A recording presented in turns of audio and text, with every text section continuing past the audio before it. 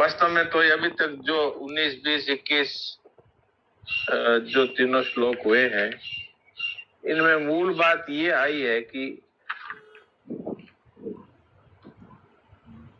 शरीर और शरीरी ये दोनों भिन्न है। ये बात मूल आई।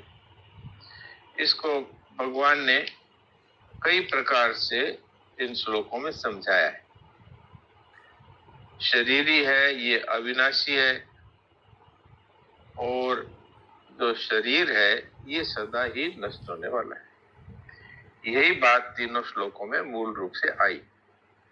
अब इसमें यह है कि अर्जुन को शोक हो रहा था, इसलिए भगवान ने उनसे ये बातें अलग अलग तरीके से समझाने की दृष्टि से कहा कि ये मरने वाला क्यों नहीं है, ये मारने वाला क्यों नहीं है, और ये पैदा होकर के और फिर इसमें जो 6 विकार होते हैं, वो विकार इस शरीर में कभी भी नहीं होते।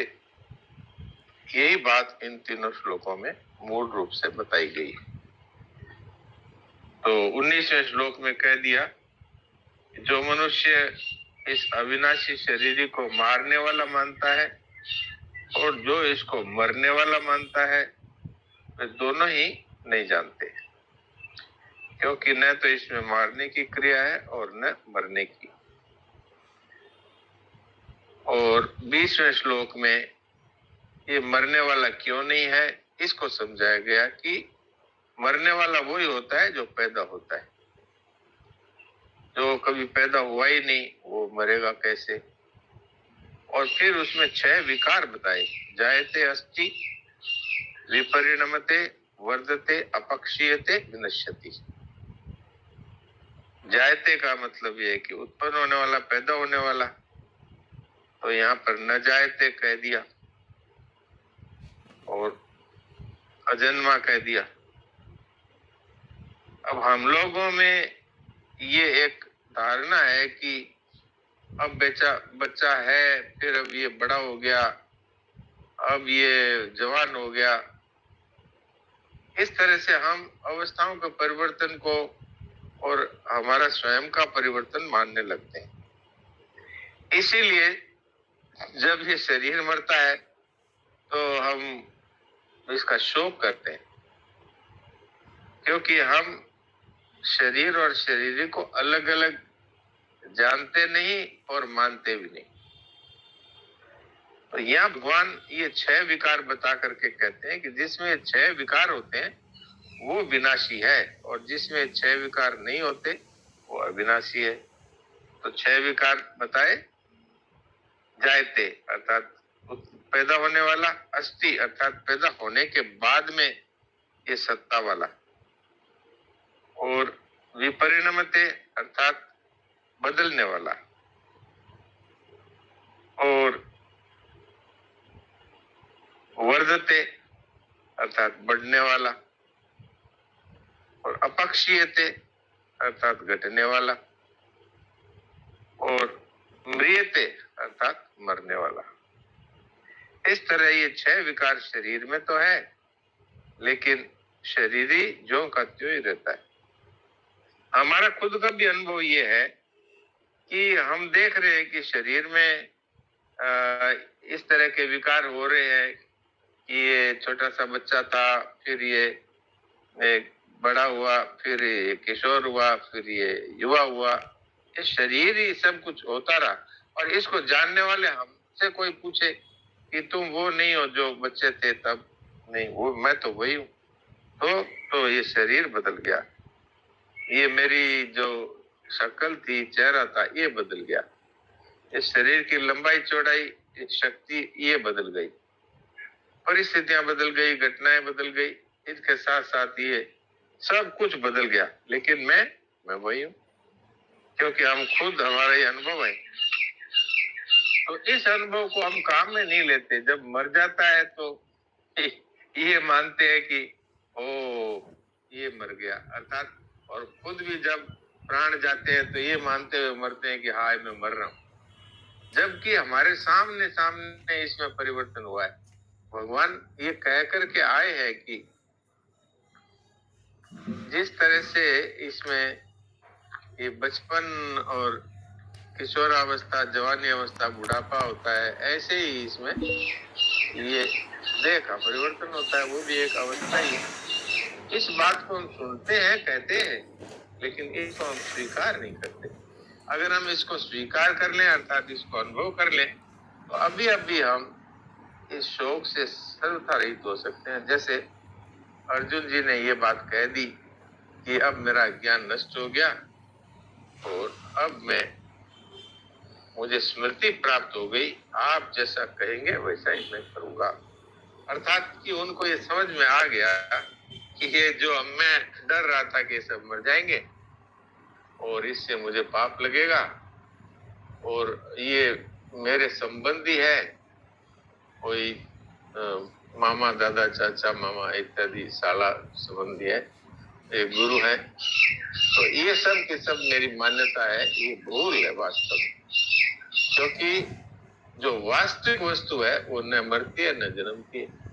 तो ये बात भगवान समझा करके अर्जुन जी का शोक दूर करना चाहते हैं, और तो उनके माध्यम से हमें भी ये बात भगवान समझा रहे हैं, और हमें अभी मौका है, समझ लें, ये शरीर चला गया तो फिर ये मौका हाथ से निकल जाएगा, फिर ये कब मिलेगा पता नहीं, फिर ये भारत भूमि में जन्म होगा कि नहीं, सनातन हिंदू धर्म में जन्म होगा कि नहीं, अगर जन्म भी हो गया तो फिर ऐसे संत महात्मा, उनकी वाणी और ऐसा सत्संग मिलेगा कि नहीं, ये कोई नहीं जानता। नारायण नारायण नारायण नारायण। जी, अब इस विषय में आप लोग विचार कर सकते हैं, कोई बात हो तो। डॉक्टर प्रणाम। प्रणाम। डॉक्टर, ये 19वें श्लोक में एक जरा जिज्ञासा है कि ये शरीर किसी को मारता नहीं है। हाँ। तो यहाँ किसको मारने की बात कही गई है, या ये किसी का नाश नहीं करता है, किसका नाश नहीं करती? अर्जुन ने यही तो कहा कि हम इनके नाश करने वाले बन जाएंगे, इनको मारेंगे तो इसका अर्थ है कि अर्जुन जी ये शरीर के साथ मिलकर के बात कर रहे हैं, शरीर और मैं एक ही हूँ, इस तरह बात कर रहे हैं, और सामने वाले भी ये जो है ये मर जाएंगे, उनको भी ऐसा ही मान रहे हैं कि आत्मा और शरीर दोनों को एक तरह से मिला हुआ मान करके बोल रहे हैं। नहीं तो भगवान यहाँ ये बात कहना चाहते हैं कि भाई न तो मारने की क्रिया तुम में है और न मरने की क्रिया उनमें है। ये तो वास्तव में जो सदा मर रहा है वही मर रहा है, और तुम जो है अपने आप को कहते हो कि मैं इनको मार दूंगा, और इसी बात का तुम शोक कर रहे हो। तो भगवान एक प्रकार से अर्जुन जी को समझा रहे हैं कि भैया देख, तू ये शरीर के साथ अपने आप को मिला हुआ मान रहा है, इसीलिए तुझे शोक हो रहा है, और ये मर जाएंगे, जब शरीरों के मरने को तुम मरना मान रहे हो इन सब का, इसीलिए तुमको शोक हो रहा है। इसलिए भगवान ये कहते हैं कि जो मारने वाला मानता है और जो मरने वाला मानता है, दोनों ही नहीं जानते। अर्थात इसमें जो सत्ता रूप जो स्वरूप अर्थात आत्मा है, उसमें न मारने की क्रिया है न मरता है। न जायते मृत्यु कदाचित नायम भूत्वा भविता न भूये, ये बात कही रहे कि ये न तो कभी जन्मता है न मरता है, और न ये उत्पन्न होकर फिर होने वाला है, और ये जन्म रहित निरंतर रहने वाला है, शाश्वत है, अनादि है। शरीर के मारे जाने पर भी ये नहीं मारा जाता, इसलिए भगवान ने यहाँ पर मारने की बात कही। समझ में नहीं आया था, समझ में आ गई बात, आ गई ना। धन्यवाद। ये समझ में आ जाती है तो तत्व ज्ञान हो जाता है। ये इतनी गंभीर बात है और इतनी सरल भी है, और ये मनुष्य जीवन में मौका है, इसको हम समझ ले तो अभी अभी हम जीवन मुक्त हो सकते हैं इसी समय। जी,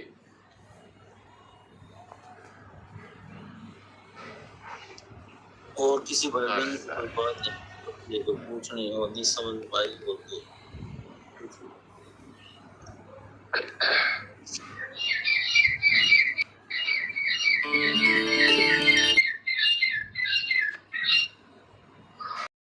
अगर कोई शरीर हमारे साथ नहीं रहा और हम किसी के साथ नहीं रहते तो हम ज्यों के त्यों अलग रहे, ये जानकारी व्यक्ति उन शरीरों में नहीं थी जो आप हमेशा कहते हो कि भाई इस शरीरों में नहीं, मुनि शरीर में करोगे तो कब करोगे, वही बात है। हाँ, यही बात है वास्तव में। अभी मौका है और ये कोई बहुत कठिन बात नहीं है। कठिन बात इसमें, इसको अलग अलग जानना कठिन नहीं है। कठिन बात क्या है कि अगर हम स्वाद लेना चाहते हैं तो हमें जीव के साथ एक होना ही पड़ेगा और मुझे स्वाद आ रहा है ऐसा मानना ही पड़ेगा। अर्थात भोगना चाहते हैं तो अगर स्पर्श करना चाहते हैं तो इस शरीर के साथ, चमड़ी के साथ एक होना पड़ेगा। तो मूल बात ये है कि जब तक हम भोगना चाहते हैं तब तक ये बातें कहने सुनने पर भी शरीर के साथ एकता नहीं है, इसका अनुभव नहीं होगा। शरीर और शरीरी की भिन्नता का अनुभव तभी होगा जब हम ये अच्छी तरह विचार कर लेंगे कि जितने भोग हमने आज तक भोगे हैं वो शरीर तक ही रहे हैं, वो हम तक कभी पहुंचे ही नहीं और पहुंच सकते भी नहीं, क्योंकि ये जड़ है और हम चेतन है, सदा रहने वाले। और जब तक हम इनको भोगने की इच्छा रखेंगे तब तक नेत्रों के साथ एक होना पड़ेगा। सुंदर रूप देखना है तो, अच्छी सुगंध हमें चाहिए तो नाक के साथ, नासिका इंद्रिय के साथ, घ्राण इंद्रिय के साथ एक होना पड़ेगा। और मन में तरह तरह के भोगों को भोगने की इच्छा रखेंगे तो मन के साथ एक होना ही पड़ेगा। तो ये इसलिए नहीं हो रहा है, नहीं तो बात तो इतनी सरल है, इसमें कहाँ कठिनता है बताइए। साफ साफ दिख रहा है कि वास्तव में आत्मा न मरता है न मारता है, लेकिन ममता है, ये मेरे साथ सदा रहनी चाहिए ऐसी कामना है, ये परिवार नाश नहीं होना चाहिए ऐसी इच्छा है, ऐसी कामना है, ये शरीर नाश नहीं होना चाहिए ऐसी इच्छा है। जबकि अच्छी तरह जानते हैं आज तक किसी का शरीर और सदा नहीं रह पाया। अपने पुराने आप याद कर लो, दादाजी और परदादा जी, वो कहाँ है उनका शरीर, लेकिन क्या उनका नाश हो गया? अगर नाश हो गया तो तर्पण किसके लिए कर रहे हैं, श्राद्ध किसके लिए कर रहे हैं? तो इस बात को हम विचार नहीं करते। अगर इसका आज अभी इसी क्षण विचार करें तो अभी अभी तत्व ज्ञान हो जाए। ये तत्व ज्ञान क्या कोई आसमान से उतर के आने वाली वस्तु थोड़ी है, ये तो हमारे अंदर विद्यमान है। उस विवेक का हम आदर नहीं करते, बस तो कहते भी हैं, सुनते भी हैं, सुनाते भी हैं लेकिन बस है वही के वही। जी डॉक्टर साहब, ये 6 विकारों को बता के एक्सप्लेन करके और शरीर और शरीरी का बहुत अच्छा एक्सप्लेनेशन डिफरेंस बता दिया। हाँ, तो मैंने भी इस बात को स्वीकार किया है कि जितना अच्छा शरीर और शरीरी का विवेचन इस श्लोक में हुआ है वो गीता में और कहीं नहीं पाया जाता। ये बात महाराज जी ने स्वीकार करी है। जी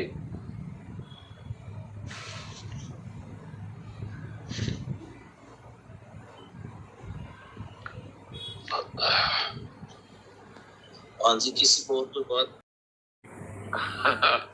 देखिए, स्वाद दो तरह होता है। एक स्वाद ये होता है कि भाई ये मैंने जीभ पर रखा, ये नमकीन है या मीठा है, एक तो ये स्वाद होता है। और एक ये स्वाद होता है कि वाह क्या बढ़िया है, बहुत आनंद आ रहा है, बस। ये दूसरा वाला जो है ये भोग है और पहला वाला है वो सिर्फ ज्ञान है। तो मैंने ये पहले बात बताई भी थी। हम स्वामी जी महाराज को जब हम भोजन कराते थे, जब भिक्षा आती थी तो तरह तरह की चीजें रहती थी, तो हम जो महाराज जी के लिए जो अच्छी अच्छी चीजें थी वो सामने ला करके रख देते थे। तो महाराज जी, हम तो बड़े उत्साह से वो देने की कोशिश करते थे, ये बहुत स्वादिष्ट है, मन में सोचते थे। उनको तो नहीं कहते थे बहुत स्वादिष्ट है इसलिए ले लीजिए, लेकिन मन में सोचते थे ये उनको दे दें। जब उनके सामने करते तो बोलते तो नहीं थे, हाथ से ना या हाँ कर देते, तो वो मना कर देते थे। तो हमने कई बार देखा कि हम वो देना चाहते हैं, वो स्वादिष्ट भी बहुत है, पुष्टिकर भी बहुत है, और महाराज जी ने तो हाथ हिला दिया। तो बाद में हम पूछते थे, जैसे मैंने उनसे पूछा कि महाराज जी ये आप आपको ये जो हम देते हैं ये स्वाद नहीं लगता क्या? तो उन्होंने कहा कि स्वाद तो मैं तुम लोगों से भी ज्यादा जानता हूँ, कौन सा ज्यादा स्वाद है, कौन सा कम स्वाद है, लेकिन जो चीज शरीर के लिए हितकारी है वो ले लेता हूँ, जो मेरे लिए जो पथ्य नहीं है उसको मना कर देता हूँ। ये है बात। तो हम उसमें जो भोग करते हैं वो त्याज्य है। स्वाद का ज्ञान के लिए तो इंद्रियां भगवान ने दी है, ताकि कहीं ऐसा नहीं हो कि सड़ा हुआ भोजन हम खा जाएं, उसमें बदबू आने लगती है, तो नाक इसलिए दी है कि अरे ये तो सड़ा हुआ है, इसको नहीं खाना चाहिए। आंखें इसलिए दी है कि इसको हम देख लें कि इसमें फफूंद तो नहीं लगा हुआ है कोई, ये ऐसा तो नहीं है, या ऐसा तो नहीं है इसमें कोई चींटी मरी हुई पड़ी है, इसलिए आंखें दी है। और इसलिए नहीं दी कि हम इसका भोग करें, इसलिए नहीं दी। इंद्रियों का मतलब ज्ञान से है, न कि भोग से। जी, अब आप समझ गए होंगे। क्या शरीर भी भगवान का दिया हुआ है, तो इसकी भी हमें संभाल करनी है। हाँ, तो हित की दृष्टि से भोजन करो, इसके लिए दिया है कि भाई ये नमकीन है, नमक ज्यादा है, ये मत खाओ। तो डॉक्टर ने कहा कि आप बीपी ज्यादा है तो नमक ज्यादा खा लेंगे, अगर हमें स्वाद का ही नहीं पता लगेगा तो, और सड़ी हुई चीज खा जाएंगे यदि हमको उसका गंध या स्वाद पता ही नहीं लगेगा, तो इसलिए दिए, न कि भोग भोगने के लिए कि ये बहुत अच्छा है, ये और दे दो, और दे दो। अब वो भूख से भी ज्यादा खा गए और बाद में फिर वो भाग रहे हैं दस्तों के लिए या डॉक्टर के पास। तो ये बात अब आपको समझ में आ गई? हाँ जी, नारायण नारायण जी, हाँ जी, नारायण। ये दस्ता सुनो तो